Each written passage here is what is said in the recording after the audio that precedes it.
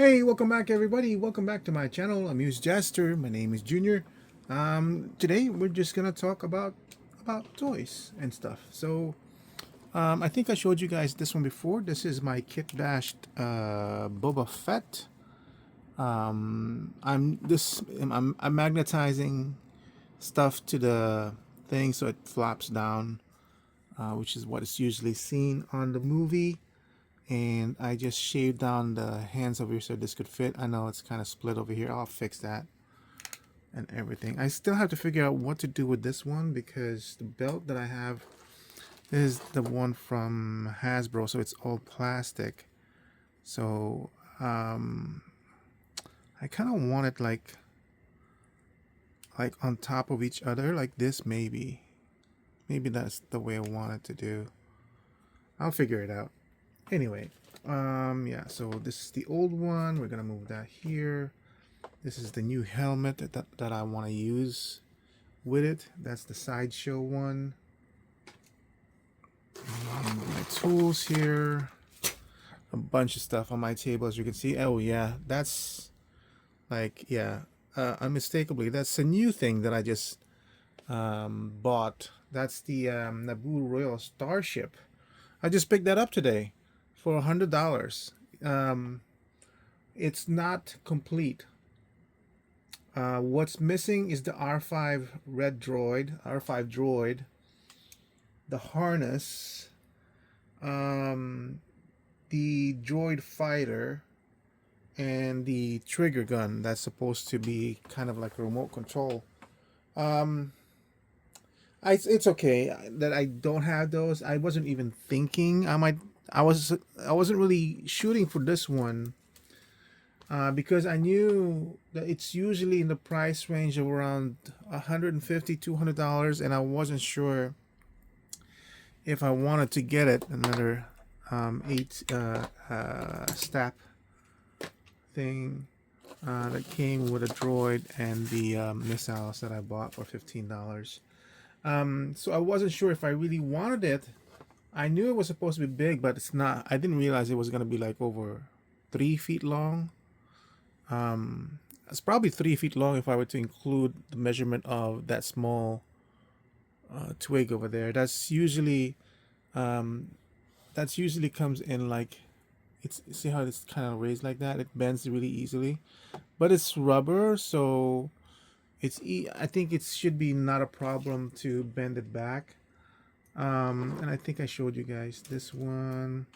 Like I said, my room's a mess. This is from all that stuff that I was taking pictures of the HasLab or my gunship compared with the HasLab, and I haven't had time to put it back in yet. Let's move this out of the way here. Then, of course, this is one of those, which is just so weird. This was a random Naboo starfighter that I got from the lot that included the probe droid, and then the one of the ATRTs, and 3 of the stabs. And for some reason this was in random, and I wasn't even interested in this one because I already had this one, and I thought it was kind of like pudgy looking. And then all of a sudden I have this. I mean, that just goes to show you that sometimes you just don't plan for it. It just so happens. If I wanted to recreate that scene in the Clone Wars, where this one lands and this one's going there, so I do have 2 of them, so that's possible. And then I think I showed you the stuff that I got from Ross. Now I have like 3 of her. Well, actually I have 5 of her because as you can see right there is an unhelmeted one and helmeted Bo-Katan and everything. So let's move this in here, and then this one. Yeah, so basically we're gonna be just talking about the Naboo Royal ship. So one of the reasons why I wasn't really interested in getting the ship was it didn't really the storyline where this is involved and didn't really appeal to me. Like, yes, I did like the Phantom Menace for what it's worth, and I was impressed with the design of the ship. But there's no wow factor for me or connection for me. Um, so I actually don't even have a whole lot of figures to put into this ship. I think I have the pilot. I'll have to look and see. He would be around this area because that's my mismatch of characters. But I actually have 3 versions of her. This one, the one with the long tassel hair look, and then the black costume, the most recent one, which is the best looking one out of all of them. And I even have this one though, a Padme. So that's kind of cool that I happen to have her. And again, this is just random luck because she was in a lot that I was purchasing, a Clone Wars era Y-wing bomber, and she was just there randomly. I wasn't even looking for her. So this one, I'll just start here. This is the middle part. You just open that up, and this is the landing bay, and I guess it just goes like this. Like there doesn't seem to be anything to kind of move it back and forth. It's just free floating, which is kind of like, well, I guess it's okay, but it's just so weird that it's just floating there. So you can have them like climbing up the ramp, but they can't really stand, so that's kind of weird. And then let me just move this off to here. She has the throne room over here.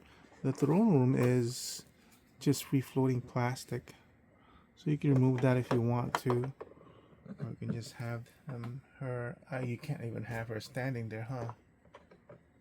So yeah, so it's not designed to put your figures in and then close the door. Doesn't work that way. So this is extremely used, obviously incomplete, so it didn't have the box. I'm kind of glad the stickers are still working. They didn't really do a good job putting the stickers on. As you can see, it's kind of like not properly put on, but there's nothing I can do about that now. Yeah, I mean, looks like even the floor is part of the sticker area that you put in. This feels like sticker as well. There's like an archway over here you guys can't see, but looks like that's a sticker as well. And then just lift this over, and that opens up a whole new area of clay. I don't think that's weird. I thought that would go down more like flat, but apparently not. So and then these seats can go upright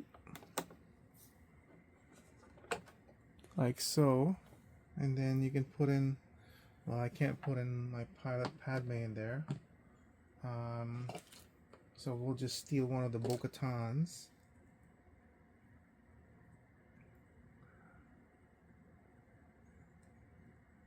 And have her pilot the ship. Wow, look at that. That's pretty cool. And then we'll have Padme, the servant, just standing here for now. Yeah. I mean, obviously it's out of scale when it compared to the exterior of the ship, but as a playset, just right here, in this encapsulated view, it looks nice. And yes, I do know that this actually pulls out. I just didn't want to pull it out because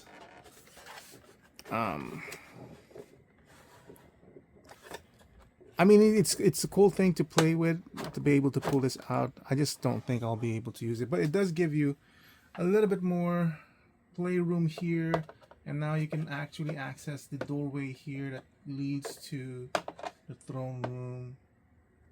Yes, the electronics do work. Let me see if I can figure out how it's what you press. There's some bunch of buttons that you're supposed to press. I don't even know if he left. I mean, I'm kind of hoping he left the batteries in there. I think. Trying to remember where. Let me see. All right, I guess he put out the batteries after testing it, but I think this is the button to activate it, and it's not activating. And he probably pulled that out to protect it so it doesn't corrode or anything because he didn't know when it was going to sell. This one, you can remove this and flip it around because right now it's on the side where, ooh, it's really stuck in there.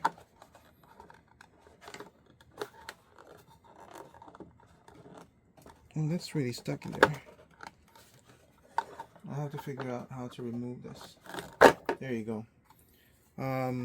Right now it's in the blasted side, but if you flip it around, I wonder if he got that off the wrong way. Maybe it's supposed to be like this. Yeah. No, because there's a notch here. It could, yeah. So I did have it right the first time around.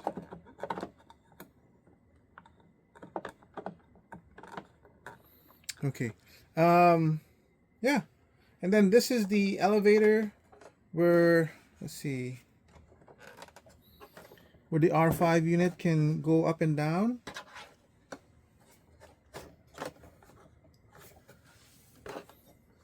So you just put that up, and then there's a, you can lift it from here. Ooh, that's really tough. And then he'll just pop up over there. And then move here. Oh, let me move you guys off to the side so you can see that on this side there's actually some controls, as you can see here. That's really nice, the sweeping controls. Here you have the stick to control it and all that stuff. And you even have, yeah, there's some stuff here that I can't really show you right now, so that's kind of interesting. There's a throne room, or a throne that you can see.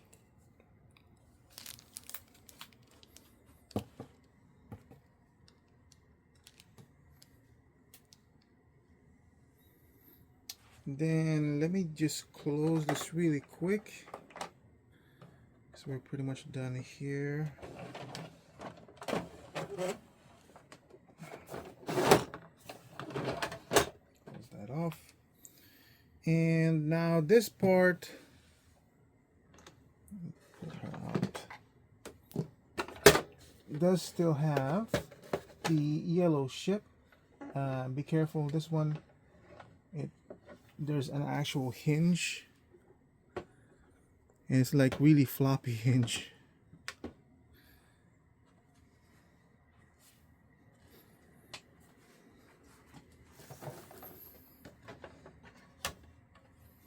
From here you can take out this. There's some detail in there as well, some stickers, some detail. And there's the an escape ship. You can put the R5 unit or any R5 unit in here. You can open it up. And it actually does have the missile in here, so it still functions. That's usually lost, but I don't really mind if it's lost or not. It was okay, that's there.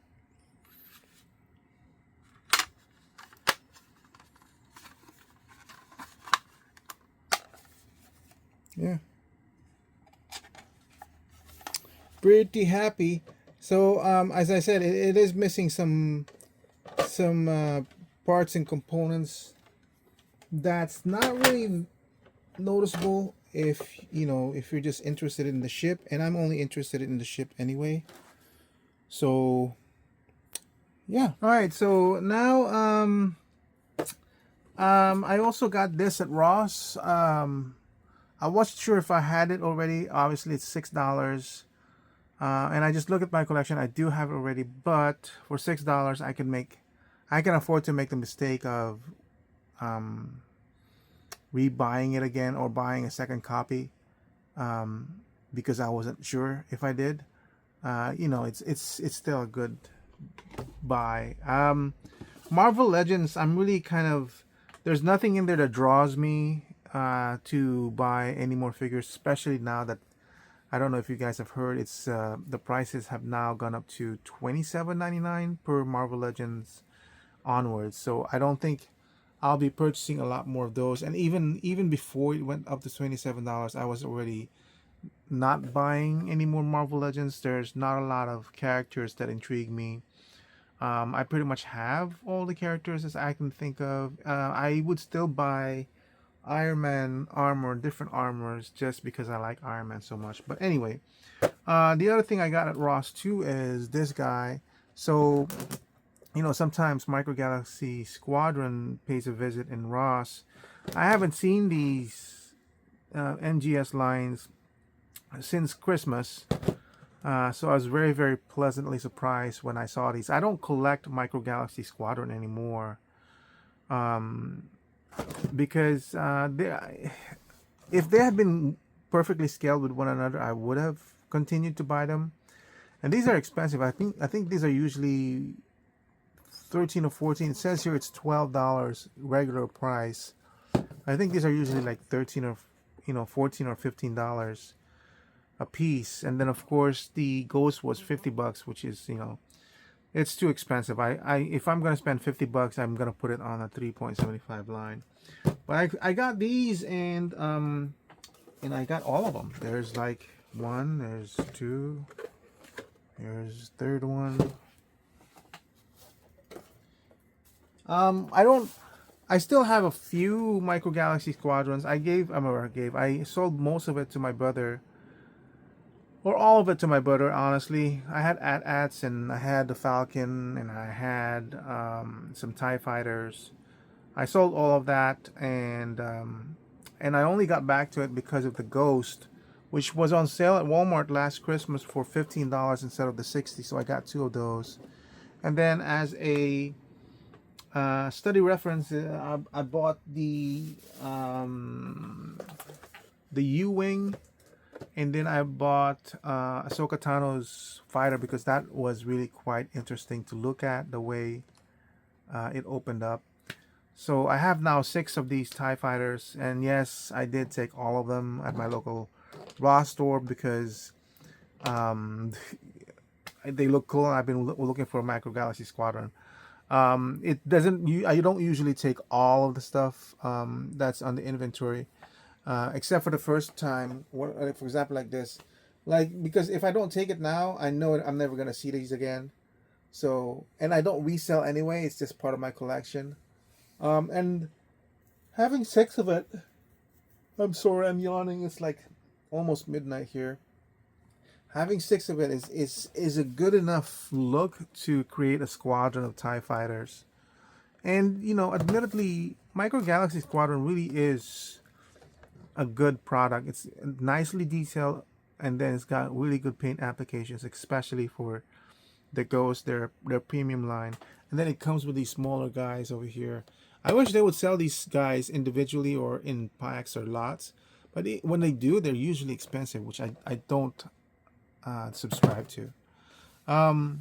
Yeah, so I kind of made a mistake. I think I told it before, when I went to Target and I saw Shin Hati's ship on sale, and I did not pick it up because there was like 2 or 3 of them, and I wasn't even thinking, because Shin Hati's ship in Ahsoka is not really made specifically for her. It's nothing is done to make it stand out from the rest of it. So I could have just bought multiples of those and just think of it as a squadron of fighters going after Ahsoka Tano. And I think it was like $2.99, similar to the price of this one.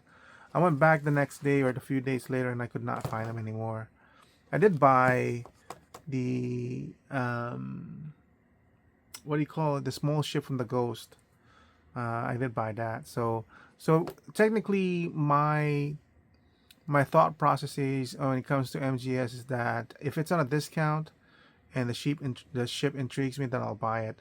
I did not buy the one that's Asajj Ventress ship. I should have at least once, but I was like, I wasn't into MGS anymore. I was like, I can't. I'm just gonna get thrown out anyway. But now, but these are from the original series anyway, so I feel like these are a good buy. So anyway, that's it for my haul from today. So yeah, that's it. This has gone longer than I expected. Thank you for watching. I'll see you guys on my next review. Bye.